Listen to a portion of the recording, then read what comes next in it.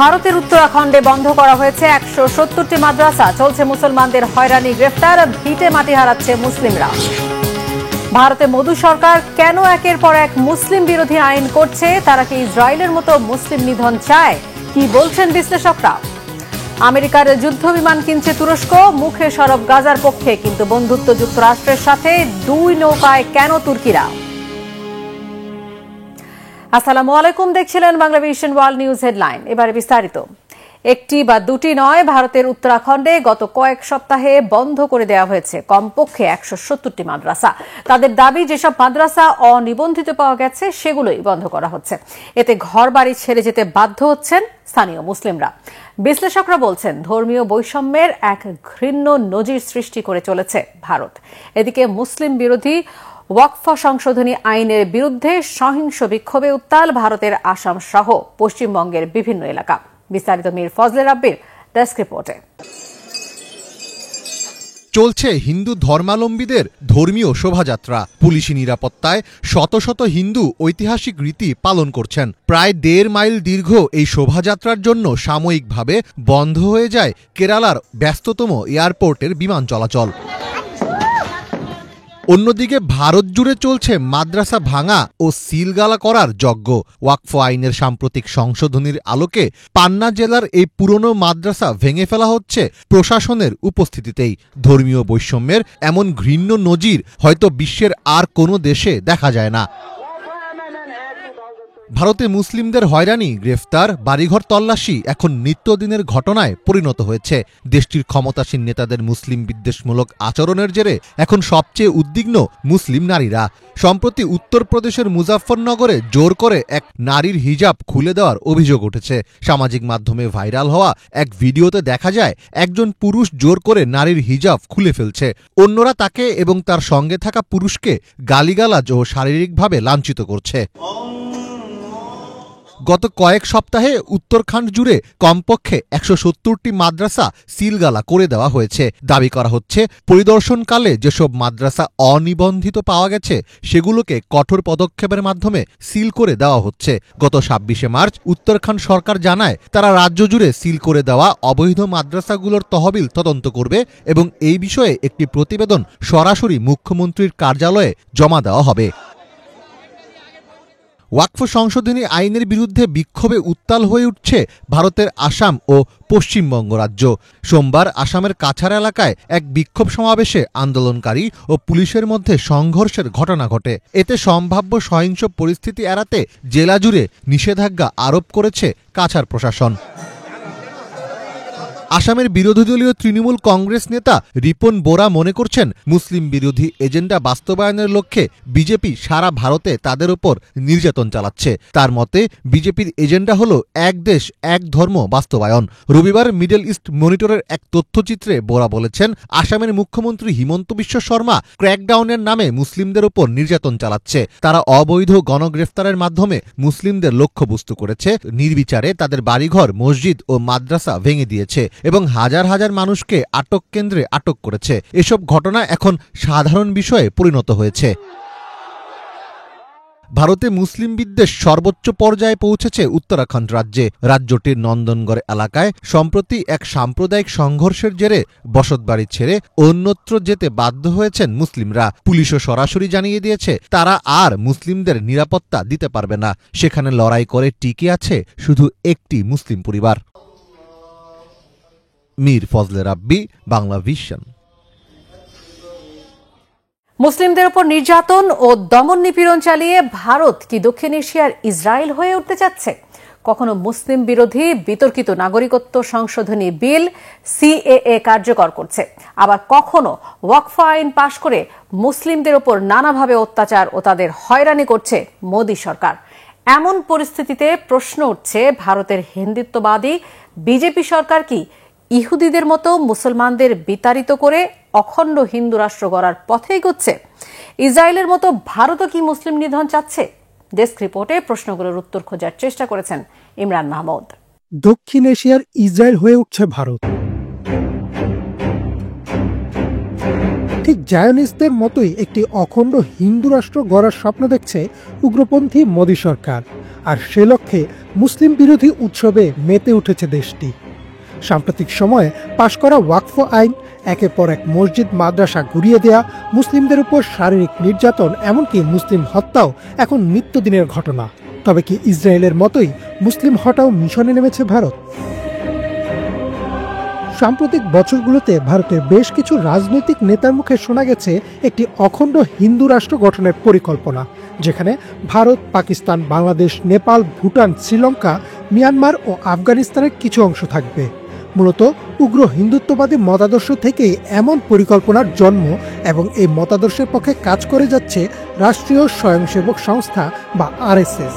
যদিও বিজেপি সরকার কখনো আনুষ্ঠানিকভাবে এই মতাদর্শের প্রতি সরাসরি সমর্থন জানায়নি, কিন্তু তাদের কর্মকাণ্ড এবং দলটির বিভিন্ন নেতার ভাষণে বারবার উঠে এসেছে অখণ্ড ভারত প্রতিষ্ঠার কথা।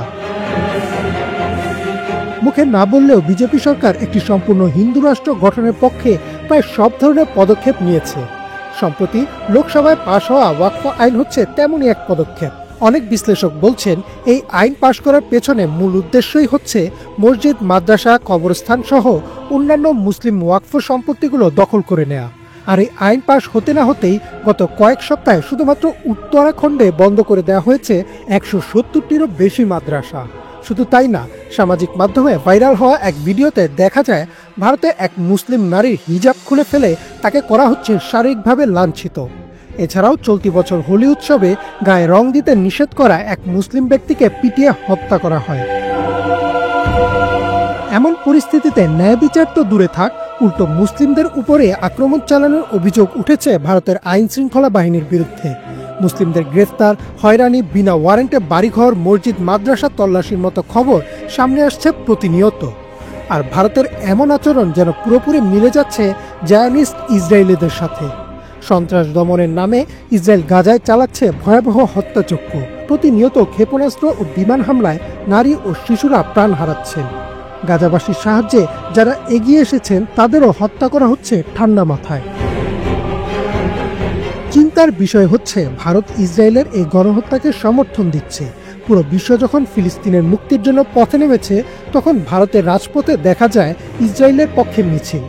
শুধু যে মিছিল তা না, এই হত্যাযজ্ঞ কার্যকর করতে ভারতের কোম্পানি প্রিমিয়ার এক্সপ্লোসিভ লিমিটেড ইসরায়েলের জন্য অস্ত্র তৈরি করছে। গেল বছর 6 জুন গাজার নুসাইরাত শরণার্থী শিবিরে ইসরায়েলি বিমান হামলার পর পাওয়া মিসাইলের ধ্বংসাবশেষে মেড ইন ইন্ডিয়া দেখা যায়। সবকিছু মিলে মনে হচ্ছে মুসলিম নিধনের মিশনে জোট বেঁধে নেমেছে ভারত ও ইসরায়েল। ইসরায়েল যেমন সম্পূর্ণ ফিলিস্তিন ও সিরিয়ার অংশ নিয়ে একটি অখণ্ড ইহুদি রাষ্ট্র গঠনের উদ্দেশ্য সামনে রেখে এগিয়ে যাচ্ছে, ঠিক তেমনি ভারতও তার প্রতিবেশী দেশগুলোকে দখল করে একটি অখণ্ড হিন্দু রাষ্ট্র গঠনের দিকে এগিয়ে যাচ্ছে। আর তাই ভারতকে দক্ষিণ এশিয়ার ইসরায়েল বলেও আখ্যায়িত করছেন নেটিজেনদের অনেকে। ইমরান মাহমুদ, বাংলা ভিশন। ফিলিস্তিনের গাজার পক্ষে মুখে সরব হলেও ইসরায়েলের বন্ধু আমেরিকার কাছ থেকে F-35 যুদ্ধবিমান কিনছে তুরস্ক, যেগুলোর জন্য বিলিয়ন ডলার অর্থ আগেই পরিশোধ করেছে আঙ্কারা। হোয়াইট হাউসে ফোন করে যুদ্ধবিমান ফেরত চাওয়ার যে কূটনৈতিক কৌশল নিয়েছেন তুর্কি প্রেসিডেন্ট রিসেপ তাইপ এরদোয়ান, তা নিয়ে উঠেছে নানা প্রশ্ন।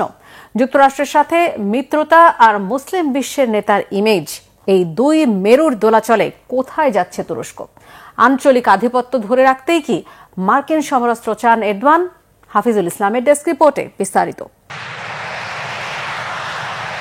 ট্যাঙ্ক কিংবা মিসাইল নয়, পূর্ব ভূমধ্য সাগরের আকাশে যুদ্ধবিমান নিয়ে চলছে জটিল এক লড়াই। গাজায় আগ্রাসনের বিরুদ্ধে বরাবরই সরব তুরস্ক। দেশটির প্রেসিডেন্ট রিসেপ তাইপ এরদোয়ান বিশ্ব মঞ্চে ঘোষণা দিয়েছিলেন ইসরায়েল একটি সন্ত্রাসী রাষ্ট্র। ফিলিস্তিনি স্বাধীনতাকামী যোদ্ধাদের সঙ্গে দফায় দফায় বৈঠক, জাতিসংঘে ইসরায়েল বিরোধী অবস্থান, সব মিলে তুর্কি এই নেতা যেন মুসলিম বিশ্বের নতুন খলিফা। কিন্তু এমন দৃশ্যপটের আড়ালে রয়েছে ভিন্ন এক চিত্র। সিরিয়া, লিবিয়া ও কারবাখের ফ্রন্ট লাইনে সক্রিয় থাকার জন্য তুরস্কের দরকার অত্যাধুনিক যুদ্ধবিমান। এ কারণে F-35 ফাইটার পেতে মার্কিন প্রেসিডেন্টের সঙ্গে দেন দরবার করছেন এরদোয়ান। ফিলিস্তিনের পক্ষ নিয়েও যুক্তরাষ্ট্রের সাথে ঘনিষ্ঠতা রাখছে তুরস্ক। এমন দ্বিমুখী ভূমিকায় আন্তর্জাতিক অঙ্গনে দেশটি পড়েছে তীব্র সমালোচনার মুখে। আধুনিক ইসলামী খেলাফতের নব উত্থান হবে তুর্কি নেতা এরদোয়ানের হাত ধরে, এমন আশা মুসলিম বিশ্বের অনেক বড় একটি অংশের। অথচ আঞ্চলিক আধিপত্যে এগিয়ে থাকতে গিয়ে যুক্তরাষ্ট্রের মন জয়ের জন্য ওয়াশিংটনের সঙ্গে কূটনৈতিক সম্পর্ক জোরদার করে চলেছে আঙ্কারা। 2019 সালে রাশিয়ার S-400 ক্ষেপণাস্ত্র কেনার জেরে তুরস্ককে F-35 প্রোগ্রাম থেকে বাদ দেয় যুক্তরাষ্ট্র। মার্কিন প্রশাসনের সহযোগিতায় আবারও সেই পুরনো F-35 প্রোগ্রামে ফিরতে চাইছে তুর্কি সরকার। এক সময় F-35 কনসোর্টিয়ামের অন্যতম প্রধান অংশীদার ছিল তুরস্ক। বর্তমানে তুরস্কের জন্য বানানো ও সম্পূর্ণ অর্থ পরিশোধ করা হয়েছে এমন 6টি F-35 যুদ্ধবিমান পড়ে আছে যুক্তরাষ্ট্রের ভাণ্ডারে। 2019 সালে রুশ তুর্কি চুক্তির জেরে সৃষ্ট অনিশ্চয়তার কারণে মার্কিন সমরাস্ত্র নির্মাতা প্রতিষ্ঠান লকহিড মার্টিনের তৈরি বিমানগুলো এতদিন হাতে পায়নি তুরস্ক। সম্প্রতি 40টি F-16 ভাইপার যুদ্ধবিমান ও কিছু গোলাবারুদের জন্য যুক্তরাষ্ট্রের সাথে $7 বিলিয়ন নতুন চুক্তি করছে তুরস্ক। এর মধ্যে $1.4 বিলিয়ন অগ্রিম অর্থ পরিশোধ করেছে আঙ্কারা। F-16 চুক্তি বহাল রাখলেও আগে F-35 বিমান পেতে চান এরদোয়ান। যুক্তরাষ্ট্র কাদের কাছে সমরাস্ত্র বিক্রি করবে সেই সিদ্ধান্তে অনেকাংশেই রয়েছে ইসরায়েলের প্রভাব। তাদের কোয়ালিটেটিভ মিলিটারি এজ বা সামরিক আধিপত্য যেন কেউ ছুঁতে না পারে সেই ব্যাপারে বরাবরই সতর্ক তেল আবিব। ফলে ফিলিস্তিনের পক্ষ নেয়া তুরস্ককে যেন অত্যাধুনিক মার্কিন F-35 যুদ্ধবিমান দেয়া না হয় সেই বিষয়ে জোর চেষ্টা চালাচ্ছে ওয়াশিংটনের ইসরায়েলপন্থী লবি। ইসরায়েলের ভয় তুরস্ক F-35 বিমান পেয়ে গেলে তেল আবিবের জন্য সেটা হবে বাড়তি অস্বস্তির কারণ। দীর্ঘমেয়াদে আঞ্চলিক আধিপত্যের জন্য তুরস্কের প্রয়োজন আধুনিক অস্ত্র ও পশ্চিমা মিত্রতা। মার্কিন যুদ্ধবিমান ও সমরাস্ত্রের জন্য তুরস্কের নেয়া নানা পদক্ষেপ বুঝিয়ে দিচ্ছে পশ্চিমা জোটেই হয়তো শেষ পর্যন্ত ফেরত যেতে চান এরদোয়ান। একদিকে যুক্তরাষ্ট্রের সঙ্গে ব্যবসায়িক ঘনিষ্ঠতা বৃদ্ধি, অন্যদিকে গাজার পক্ষে তুরস্কের অবস্থান। বিশ্লেষকদের অনেকে মনে করেন দ্বিমুখী এই বাস্তবতার মধ্যে দুই কূল সামলে বিশ্ব রাজনীতির দাবার বোর্ডে নিজেকে কিং হিসাবে দাঁড় করাতে চান তুর্কি প্রেসিডেন্ট। তবে প্রশ্ন হলো, এসব দেখে চুপ করে বসে থাকবে ইসরায়েল? এরদোয়ানের দুই নৌকায় পা রাখার ভূরাজনৈতিক কৌশল কতদিন মেনে নেবে মুসলিম বিশ্ব? হাফিজুল ইসলাম, বাংলা ভিশন। এবারে ইসরায়েলের প্রধানমন্ত্রী বেনিয়ামিন নেতানিয়াহুকে হত্যার মহড়ার চাঞ্চল্যকর একটি ভিডিও প্রকাশ করেছে ইয়েমেনের হুথি গোষ্ঠী। ভিডিওতে দেখা যায় নেতানিয়াহু ইসরায়েলের সাবেক পররাষ্ট্রমন্ত্রী ইয়োভ গ্যালান্ট সহ গাজা যুদ্ধের নীল নকশাকারীদের ডামি নিশানা করে গুলি বর্ষণ করছে হুথিদের স্নাইপার দল। এটিকে ইসরায়েল ও যুক্তরাষ্ট্রের প্রতি কঠোর এক সতর্কতা হিসেবে দেখছেন বিশ্লেষকরা। হিজেল জোবায়েরের ডেস্ক রিপোর্ট। ইসরায়েলের প্রধানমন্ত্রী বেনিয়ামিন নেতানিয়াহুকে গুপ্ত হত্যার পরিকল্পনা করছে ইয়েমেনের হুথি বাহিনী। সে লক্ষ্যে প্রস্তুত স্নাইপার দল। রোমহর্ষক একটি মহড়ার ভিডিও প্রকাশ করে এই বার্তাই দিয়েছে ইয়েমেনি প্রতিরোধ যোদ্ধারা। ভারতীয় সংবাদ মাধ্যম Times of India, Hindustan Times সহ বিভিন্ন গণমাধ্যমে ফলাও করে প্রচার করা হচ্ছে এ খবর। এই ভিডিও প্রকাশ ঘিরে দেখা দিয়েছে উদ্বেগ ও চাঞ্চল্য।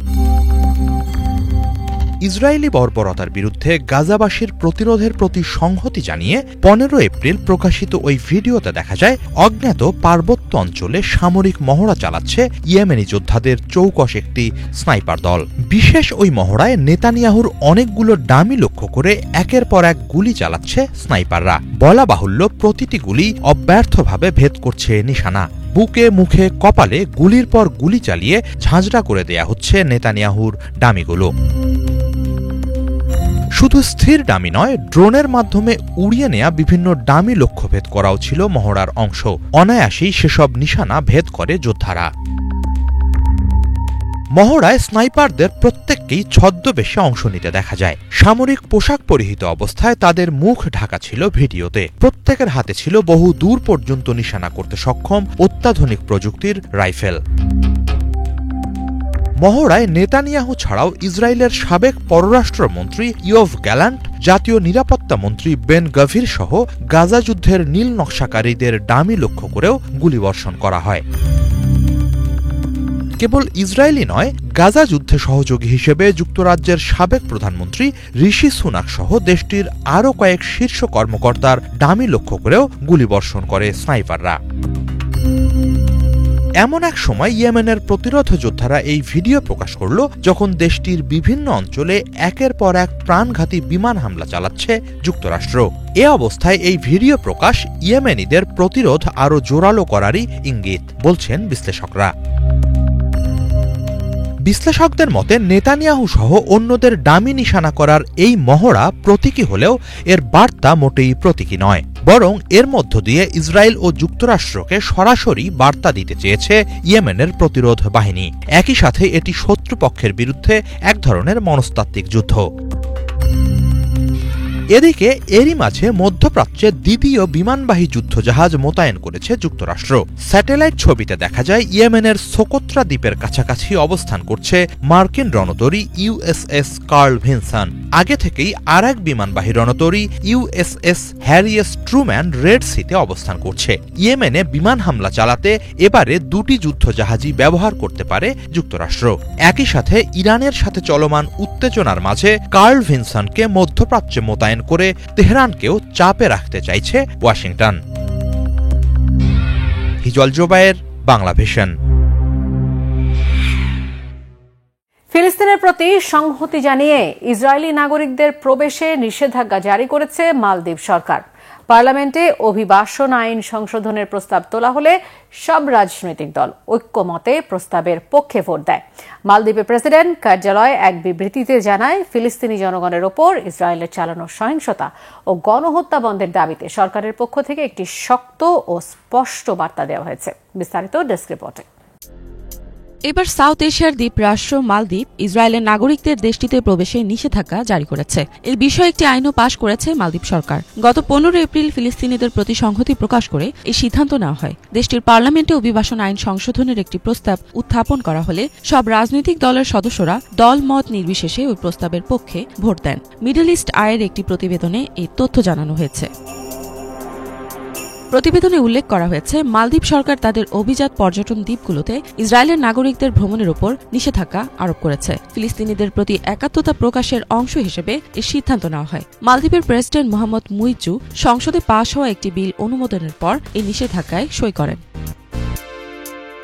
মালদ্বীপের প্রেসিডেন্টের কার্যালয় এক বিবৃতিতে জানিয়েছে, ফিলিস্তিনি জনগণের উপর ইসরায়েল যে সহিংসতা ও গণহত্যা চালিয়ে যাচ্ছে তা বন্ধের আহ্বান জানিয়ে সরকারের দৃঢ় অবস্থান তুলে ধরা হয়েছে। এতে বিবৃতিতে আরও উল্লেখ করা হয়েছে, ফিলিস্তিনিদের ন্যায্য অধিকারের প্রতি মালদ্বীপের অটল সমর্থন আবারও পুনঃনিশ্চিত করা হচ্ছে। প্রেসিডেন্ট মুইচুর দপ্তরের এক মুখপাত্র সংবাদ সংস্থা এএফপিকে জানান, অবিলম্বে এই নিষেধাজ্ঞা কার্যকর করা হবে। 1192টি ছোট বড় প্রবাল দ্বীপ নিয়ে গঠিত একটি ছোট ইসলামী প্রজাতন্ত্র মালদ্বীপ। এই দেশটি শান্ত পরিবেশ, ঝকঝকে সাদা বালির সমুদ্রতট, স্বচ্ছ ফিরোজা রঙের অগভীর জলরাশি ও মনোমুগ্ধকর প্রাকৃতিক সৌন্দর্যের জন্য বিখ্যাত। সরকারি পরিসংখ্যান অনুযায়ী চলতি বছরের ফেব্রুয়ারিতে মালদ্বীপে 2,14,000 বিদেশি পর্যটক ভ্রমণ করেছিলেন, যাদের মধ্যে মাত্র 59 জন ছিলেন ইসরায়েলি নাগরিক।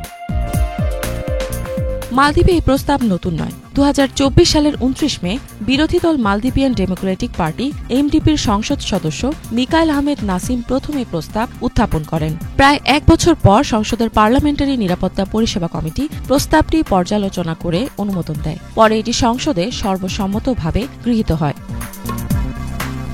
1990-এর দশকের গোড়ার দিকে মালদ্বীপ ইসরায়েলি পর্যটকদের প্রবেশে থাকা নিষেধাজ্ঞা তুলে নিয়েছিল। পাশাপাশি তারা 2010 সালে দুদেশের মধ্যে কূটনৈতিক সম্পর্ক পুনঃস্থাপনের উদ্যোগ নেয়। তবে সাম্প্রতিক সময়ে গাজা সংঘর্ষকে কেন্দ্র করে মালদ্বীপের বিরোধী রাজনৈতিক দলগুলো ও সরকারের কিছু মিত্র ইসরায়েলি নাগরিকদের মালদ্বীপে প্রবেশ নিষিদ্ধ করার জন্য প্রেসিডেন্ট মুইচুর প্রতি চাপ প্রয়োগ করছে। এরই মধ্যে 2024 সালে ইসরায়েলের পররাষ্ট্র মন্ত্রণালয় তাদের নাগরিকদের মালদ্বীপ সফর না করার পরামর্শ দিয়েছিল। এদিকে বাংলাদেশ জুড়ে ইসরায়েল বিরোধী ব্যাপক আন্দোলনের মধ্যে দেশের অন্তর্বর্তীকালীন সরকার ইসরায়েলে প্রবেশের উপর পূর্বের নিষেধাজ্ঞা আবারও কার্যকর করার সিদ্ধান্ত নিয়েছে। 2023 সালের 7 অক্টোবর থেকে গাজায় যুদ্ধ শুরু হওয়ার পর এখন পর্যন্ত ইসরায়েলের আক্রমণে প্রায় 50,983 জন ফিলিস্তিনি প্রাণ হারিয়েছেন। এর মধ্যে বেশিরভাগই অসহায় নারী ও শিশু। ইফাত জাহান, বাংলা ভিশন। গাজায় আরো 23 ফিলিস্তিনিকে হত্যা করেছে ইসরায়েলি দখলদাররা। এদিকে 18 মাসে হত্যার শিকার ফিলিস্তিনির সংখ্যা 51,000 ছাড়িয়েছে। এদিকে দখলদার বাহিনীর গোলা বর্ষণের পর ইসরায়েলি এক জিম্মির সাথে যোগাযোগ বিচ্ছিন্ন হয়ে গেছে বলে জানিয়েছে হামাস। গাজা সিটির তুফা শহরতলিতে একটি বাড়িতে গোলাবর্ষণে নিহত হয়েছে অন্তত 6 ফিলিস্তিনি। ইয়ারমুক স্টেডিয়ামে বাস্তুচ্যুত ফিলিস্তিনিদের তাঁবু লক্ষ্য করে হামলা হলেও ঘটনাস্থলে অন্তত 2 জন নিহত হয়। আস সারায়া এলাকায় ক্ষতিগ্রস্ত অ্যাপার্টমেন্টে গোলাবর্ষণে হত্যা করা হয়েছে অন্তত 2 জনকে। গাজার স্বাস্থ্য মন্ত্রণালয় জানিয়েছে মঙ্গলবার নিহত ফিলিস্তিনির সংখ্যা 51,000 ছাড়ালেও ধ্বংসস্তূপে হাজারেরও বেশি লাশ চাপা পড়ে থাকায় প্রকৃত সংখ্যা 61,700-র বেশি হবে। প্রতিরক্ষামন্ত্রী ও সেনাপ্রধানকে সাথে নিয়ে মঙ্গলবার গাজার উত্তরাঞ্চল সফরে যান ইসরায়েলের প্রধানমন্ত্রী বেনিয়ামিন নেতানিয়াহু। হুমকি দেন হামলা তীব্রতর করার। এদিন দখলদার বাহিনীর বেপরোয়া হামলায় হামাসের হাতে জিম্মি ইসরায়েলি সেনা ইদান আলেকজান্ডারের সাথে যোগাযোগ বিচ্ছিন্ন হয়ে যায়। কাশেম ব্রিগেড জানিয়েছে ব্যাপক গোলাবর্ষণের পর ইদানের পাহারায় থাকা যোদ্ধাদের সাথেও যোগাযোগ বিচ্ছিন্ন হয়েছে। এদিকে নিউ ইয়র্ক টাইমসের প্রতিবেদনে জানানো হয়েছে গত মাসে ইসরায়েলি স্থলবাহিনী সজ্ঞানে যেই 15 জন জরুরি সেবা কর্মীকে হত্যা করেছে তাদের প্রায় সবার বুকে ও মাথায় বুলেটের ক্ষত ছিল। এই ছিল আজকের মতো, সাথে থাকায় ধন্যবাদ।